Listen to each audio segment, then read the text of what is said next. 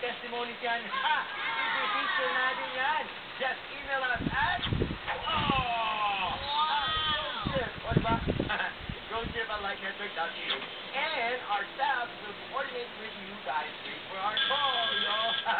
Another wacky beat stop countdown will be coming your way when Roadtrip returns. Oh! Stay tuned!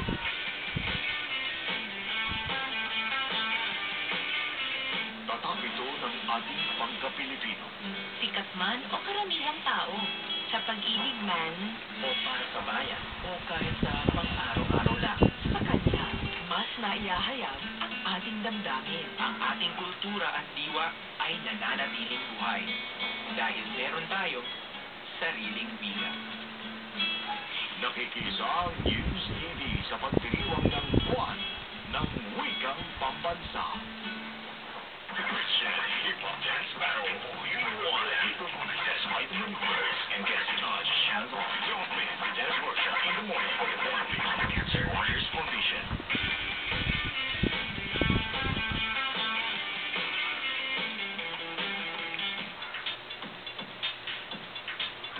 We are super fan gamer road trip at obvious naman sa isura mo, di ba?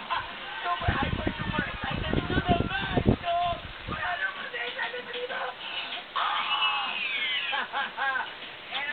Energy tayo because it's pit stop na, you know how it is. How do you pit stop? Pag pit stop na, all out tayo.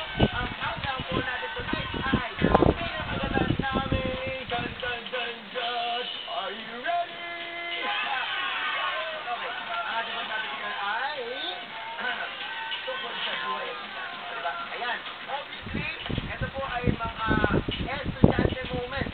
Alright? I-countdown po natin ang top 10 estudyante moment. Here we go, y'all. Fasten your seatbelt. Ito na po, number 10.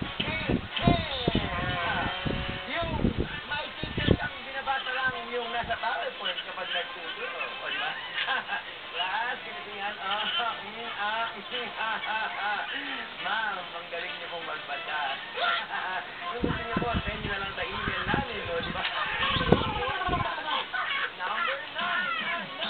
Yung kaibigan mo ng hilig magplano ng lakad. Tapos sa araw ng lakad, wala siya. Ang tawag po dyan, travel agency. Number 8. Yung teacher mo na walang ibang ginawa kundi magkwento, hindi siya magturo. O, di ba? Ma'am, ano po bang pangalan niyo? Basyang? Lola Basyang? Number 7. Yung kaklase mong paborito pagtripan ng lahat. Yung pagpasok. Uyo! O, di ba?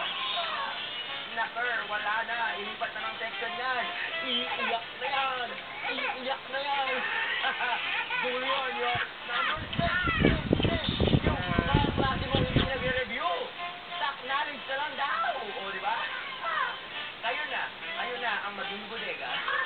Number 5. Yung may classmate ang hilig magsumong sa teacher. O, di ba? Kapatid, hashtag gusto. Number 4. Yung kaklas mong pinapaalala kay teacher yung assignment. O, di ba? Sige, ikaw na, te. Ang dami assignment, ikaw na. Gusto na eh, remind pa eh. Number 3. Yung feeling na sa klase mo si Crush, kaya araw-araw kang inspired. Aww. Paano kung araw-araw na absent si Crush? Ano? Expired? Number 2. Yung feeling na kakagamit mo lang ng ballpen mo, tapos pag libon mo, wala na. Bene na ingin. Salamat ha. Ano to? Charity. Yung ballpen yun. Number 1. Yung tipong bagsak ka na nga, i-announce pa yung score. Aguilar, Dayan, James, 17. Ay, naka, ma'am ha. Salamat sa kaibigan ha, di ba? Ang galing mo, thank you, no? Wow. Thank you, kaya nyo po. Ang sarap. Ang cute mo, ma'am. Ang cute mo. O, di ba? Ay, nako. Grabe. Napakasaya po talaga ng buhay estudyante. Basta sa ating mga road trippers, huwag po natin kalimutan, mag-aral tayo ng maigi para yun ang gawin natin worship para kay God. Up next, babasahin ko na ang inyong mga answers. nagsulat kayo